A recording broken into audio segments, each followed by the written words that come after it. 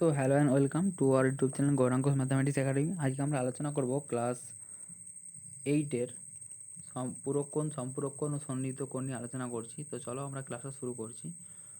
ঠিক আছে, তো অনেকগুলো জিনিস পড়লে এখানে ভালো করে বুঝতে পারবে, কিন্তু আমি শর্টকাটে জিনিসগুলো সব বুঝিয়ে দিচ্ছি তোমার দিকে। দেখো, এখানে থিটা 1 এবং থিটা 2 পরস্পর সন্নিহিত কোণ। কারণ কি, দুটো কোণ পাশাপাশি রয়েছে এবং একটা সাধারণ বাহু রয়েছে। এই চিত্রটা যদি লক্ষ্য করো, থিটা 1 এবং থিটা 2 রয়েছে এবং হচ্ছে যে মধ্যিখানে যে লাইনটা রয়েছে ওটা হচ্ছে সাধারণ বাহু, আমি নাম দিইনি। ঠিক আছে, এটা হচ্ছে সাধারণ বাহু। সাধারণ বাহুর পাশে যদি দুটো কোণ থাকে এবং শীর্ষবিন্দু যদি একটাই হয়, তখন সেটাকে বলা হচ্ছে আমাদের সন্নিহিত কোণ। ঠিক আছে, তো এই দুটো সন্নিহিত কোণের সমষ্টি যদি 90 ডিগ্রি হয়, তাহলে একটাকে অপরটার পুরক্ষণ বলা হয়। এবং দুটো সন্নিহিত কোণের যোগফল যদি 180 ডিগ্রি হয়, অর্থাৎ যদি এইটার মতো হয়, অর্থাৎ একটা হচ্ছে দেখো 150 ডিগ্রি, একটা হচ্ছে 30 ডিগ্রি, একটা হচ্ছে কি সাধারণ বাহুর পাশে রয়েছে, তখন একটাকে অপরটার সম্পূরকক্ষণ বলা হয়। ঠিক আছে, তো দেখো আমরা এখান থেকে আলোচনা করছি।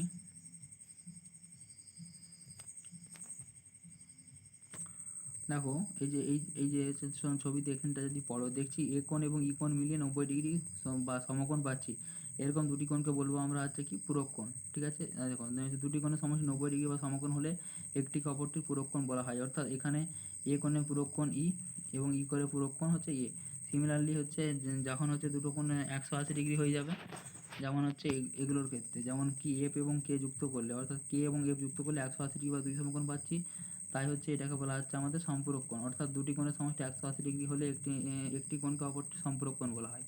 ক্লিয়ার?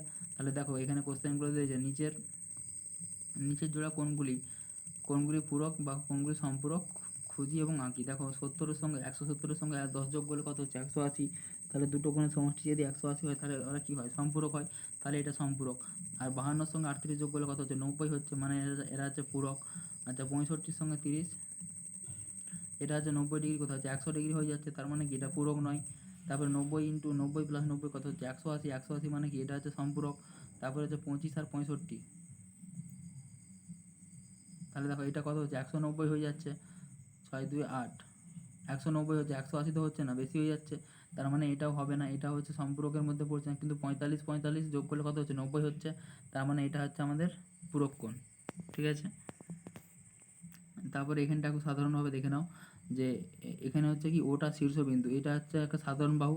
বলছে দুটি বিশেষ ধরনের কোণ তৈরি হয়েছে। দেখো, দুটো বিশেষ ধরনের কোণ তৈরি হয়েছে এই ওয়াই সাধারণ বাহুর উভয় পাশে, সেটা হচ্ছে কি ওয়াই ও জেড, একটা হচ্ছে কি ওয়াই ও জেড, একটা হচ্ছে কি এক্স ও ওয়াই। ঠিক আছে, যেখানে ও শীর্ষবিন্দু আর হচ্ছে ও ওয়াই সাধারণ বাহু, আর সে দুটি সাধারণ বাহু ছাড়া অপর অপর অপর বাহু দুটি সাধারণ বাহু ও ওয়াই এর বিপরীত পাশে অবস্থিত। এরকম এক্স ও ওয়াই এবং ওয়াই ও জেড কোণ দুটিকে কী বলবো, এগুলোকে বলা হচ্ছে পরস্পর সন্নিহিত কোণ। দেখো সেটা লেখা আছে যে এক্স ও ওয়াই, এই যে এক্স ও ওয়াই এবং হচ্ছে ওয়াই ও জেড কোণ দুটিকে সন্নিহিত কোণ বলা হয়। অর্থাৎ একই শীর্ষবিন্দু, এই যে একই শীর্ষবিন্দু এবং একই সাধারণ বাহু দুপাশে, এই যে সাধারণ বাহু ও ওয়াই এর দুপাশে অবস্থিত দুটো কোণকে বলা হচ্ছে সন্নিহিত কোণ। ক্লিয়ার?